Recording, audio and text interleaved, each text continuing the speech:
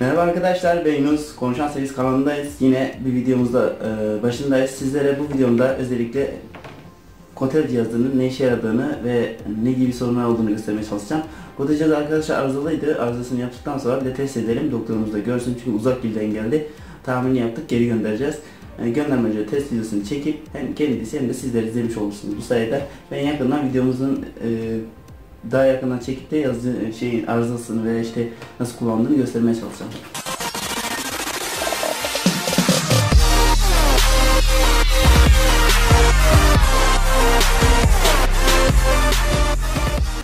Evet arkadaşlar, bir tane ayakçığı var. Ayakçı olmadan çalıştıramıyorsunuz basmadan.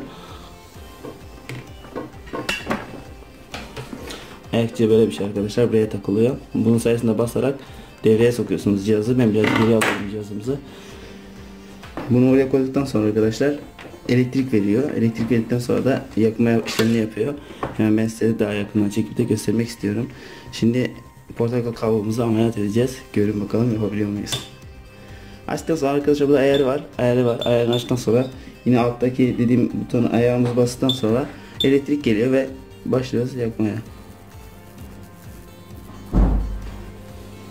Böylece videomuzun sonuna geldik. Hoşça kalın.